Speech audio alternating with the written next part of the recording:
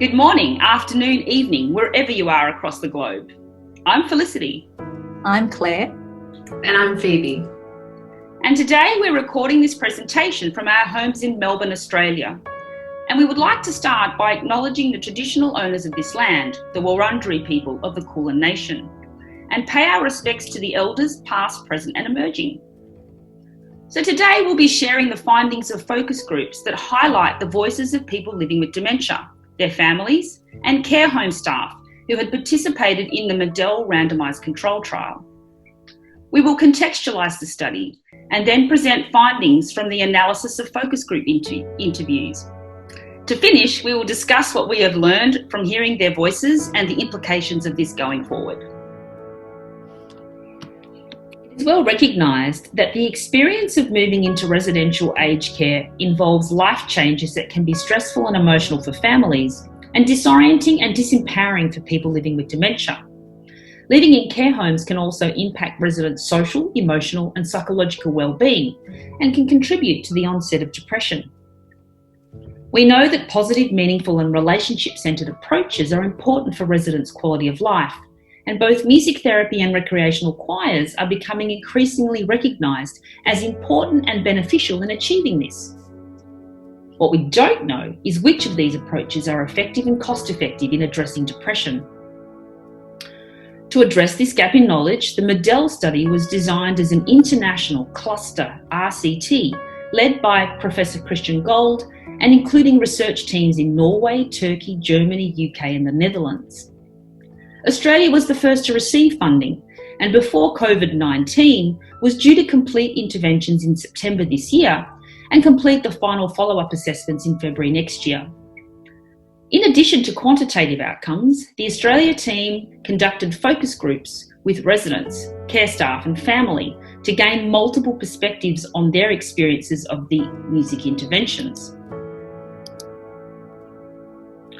Group music therapy sessions are designed as small, closed groups, facilitated by a credentialed music therapist, and take place where possible in a space that is private and cosy and minimises the possibility of interruptions.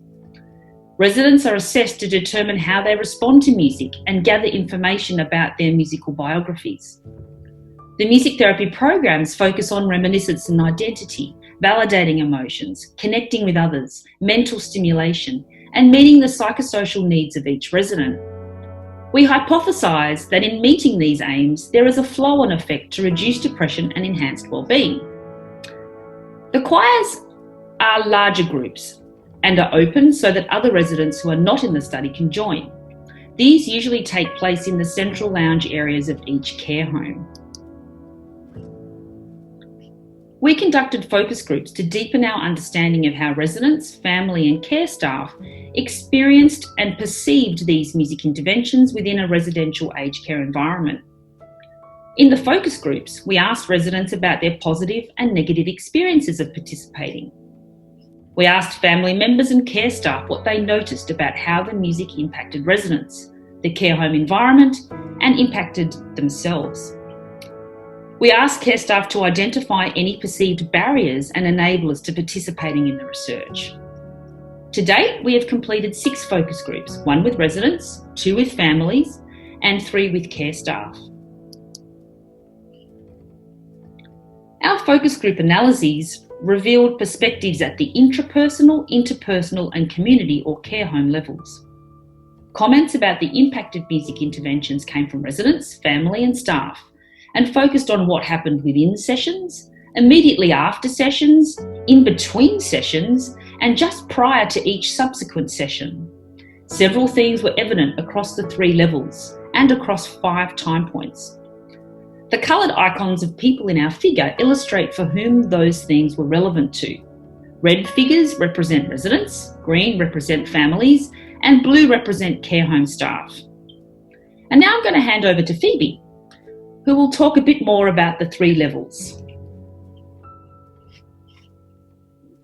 So here I'll be focusing on the effects of music interventions, both in sessions and at those other time points, so after, between and prior to sessions. Later, Claire will talk about what happened when the whole program finished and the effects of sessions stopping. So starting at the interpersonal level, analyses revealed that residents experienced benefits before, during, after, and between sessions. Firstly, the sessions themselves were an opportunity for the residents to connect with and express their personhood, so their creativity and musicality, their abilities, memories, and interests. Residents often actively engaged during sessions, and residents, family members, and staff all described a positive effect on residents' mood. Staff also commented on the effect of music interventions on arousal regulation, whether this was seeing residents more calm and settled, or seeing increased responses to music in residents who might otherwise usually sleep more or show little interest or responses to other activities. More than this, the effects on engagement, mood, and arousal regulation were sustained after the session finished, and residents' motivation, enthusiasm, and anticipation continued post-session, during the week, and prior to the following session. Of attending the group music therapy sessions, one resident recalled how she remembered how the sessions would make her feel. She stated, "It would make you feel very happy. After we have it, I wished it was the next day. I look forward to coming out, where before the program started, I didn't." Residents also described feelings of connection, togetherness, and being heard in music therapy that were different to other experiences in the aged care home.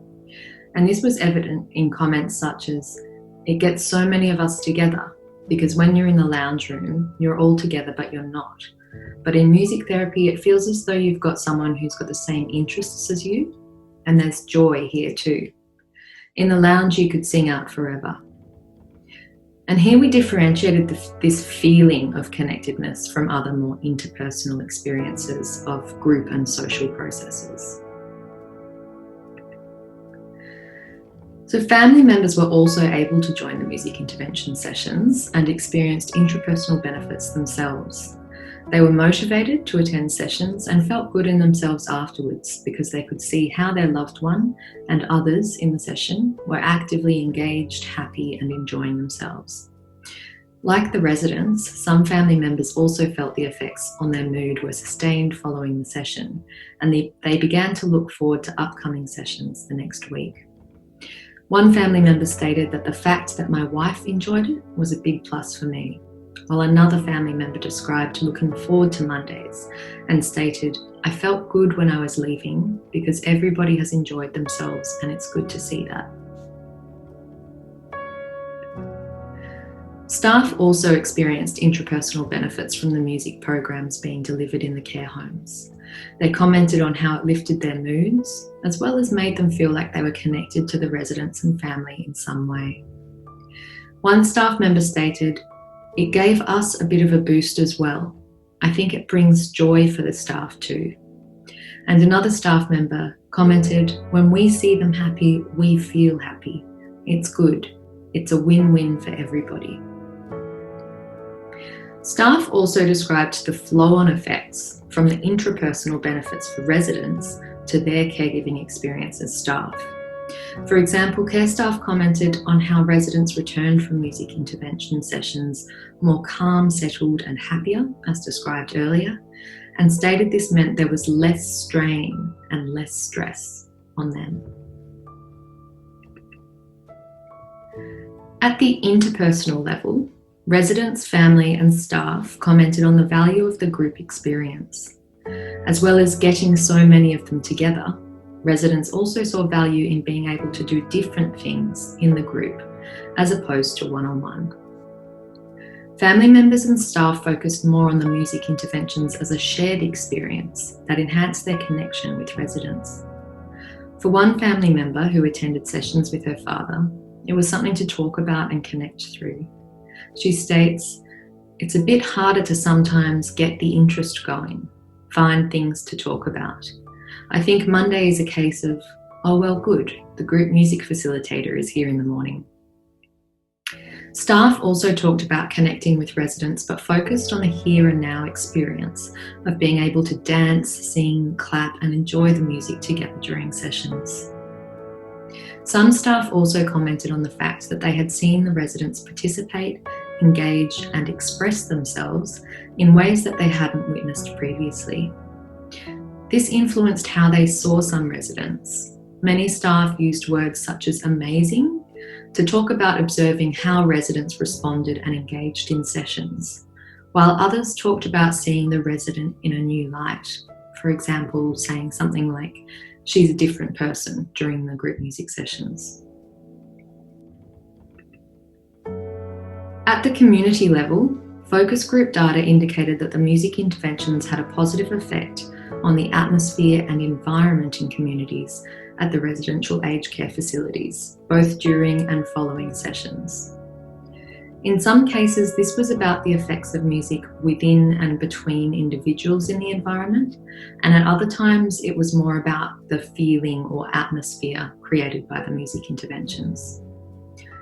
During sessions, the effect of music interventions extended all the way to people not directly involved.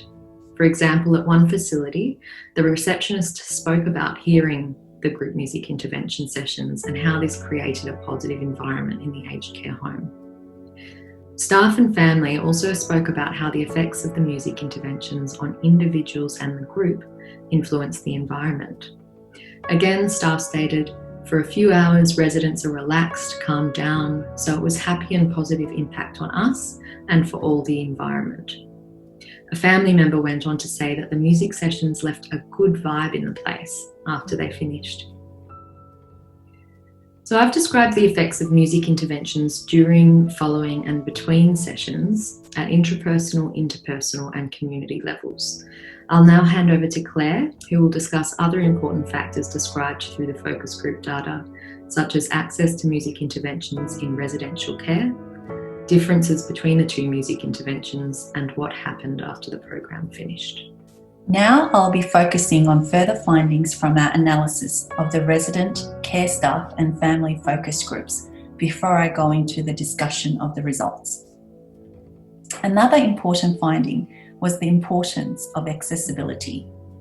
Residents, staff and family all voiced how important it was for people with dementia in aged care homes to have access to music in the form of music interventions.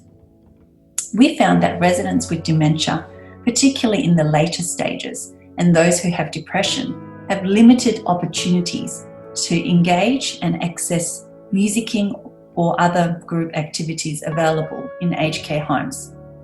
This may be partly due to the perceived cognitive and physical limitations of the residents. For example, some care staff talked about selection of certain residents who may not otherwise have been selected for other groups and described music interventions as different to other forms of music engagement that allowed people with dementia to be included, regardless of stage of dementia. As we saw in earlier slides, this access to music interventions in our study allowed staff perception changes of some residents who would ordinarily not be included in research group or activities. A family member compared group music therapy with other groups outside residential aged care, which he described as problematic for him and his wife because nearly everything they do is connected with people that you can talk to.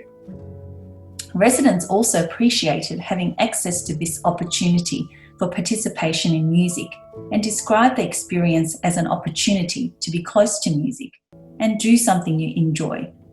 New and different experiences, feeling acceptance of all musical abilities, and accessible opportunities for participation and engagement after loss of other abilities.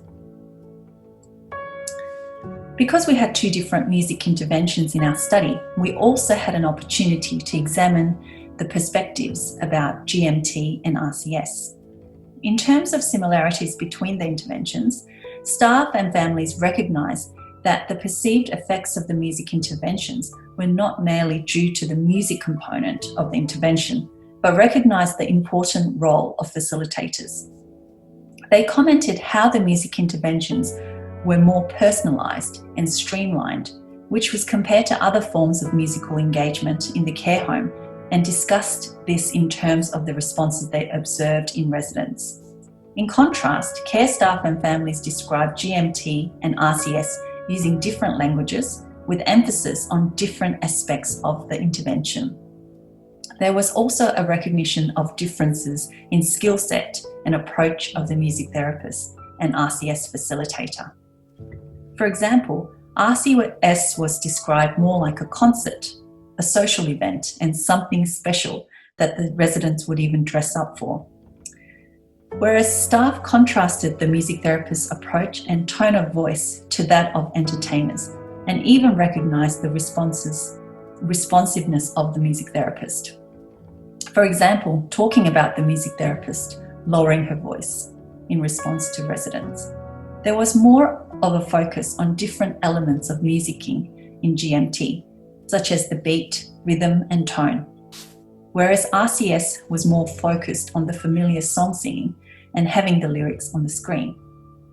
Interestingly, care staff and family members were able to distinguish the different skill set of the facilitators. For example, they described the music therapist as more formal and proper, a skilled therapist who had skills to engage, encourage residents, provide individualised approach, and deal with residents with more complex behavioural and cognitive issues. RCS facilitator, on the other hand, was described as more casual in delivery and more like an entertainer. Residents, care staff, and family also talked about the effects of finishing the program. From the residents' perspective, they described the program ending as losing something. This was quite significant. Residents stated it had felt like such a long time that they were waiting and hoped that GMT could continue. Despite conducting the focus groups 2 months after the program finishing, they still had these strong feelings about the program, which reflects really positively on their experience and meaning of the sessions. In the same vein, care staff and family talked about repercussions from the post-program loss. They talked about the increase and decrease in arousal and consequent need for increased care. Care staff stated that some residents were spending more time in their room and exhibited more behaviours of concern, such as calling out, wondering, suggesting unmet needs. These care staff specifically stated that increased level of care was required post-program because they needed to provide more one-on-one to residents. In conclusion, there is currently a shift towards consumer-directed care in residential aged care context, particularly in the context of dementia care.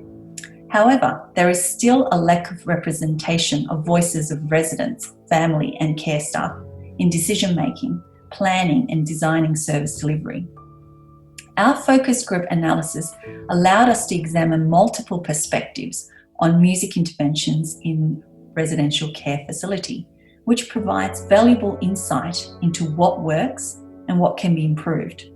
These findings support previous qualitative findings regarding the immediate effects of music and music interventions in people living with dementia, effects on staff and family and care home environments. To our knowledge, this is the first study to document the music intervention effects across pre, between and post-session effects, as well as post-program effects. Our findings clearly highlight the importance of sustainability, accessibility of music, and provides initial insight into how music therapy and non-music therapy interventions are perceived by residents, staff, and families in residential aged care facilities. We hope this informs future considerations for conducting research in this context. In particular, our study indicates important considerations in planning future research and suggests that it may be beneficial for future studies to build in upskilling for staff and family to prepare for negative post-program effects. It also suggests that evaluating the effectiveness of skills training of staff in using music in residential aged care settings could be valuable for future research. Thank you all for listening.